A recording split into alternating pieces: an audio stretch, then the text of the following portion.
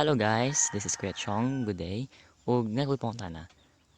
Maglibog pa ba mo aning kanang kanus ata mo puno og s or es sa action word sa verb?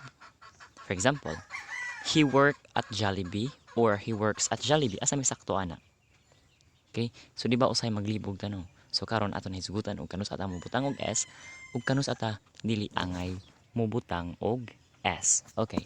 Remember, if the subject is singular, sabot ang subject, ang hisgutan, singular, usa ra ka buok, the verb, ang action word, ang lihok, is in its plural form.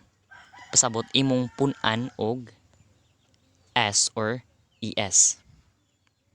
Okay? Imong pun-an og s or es kung singular ang subject. Okay?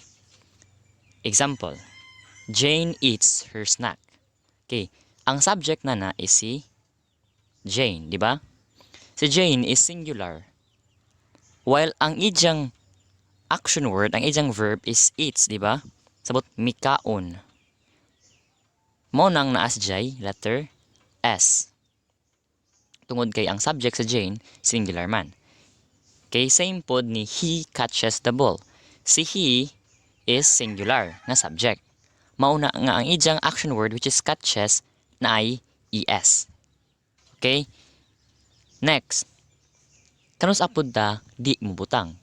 Remember, if the subject is plural, but pasabot daghan, sobra sa usa, more than one, the verb or the action word is in its singular form, but pasabot ys or es. For example, they play a vital role in the movie. Si they mo'y subject, which is plural, kay daghan ng they.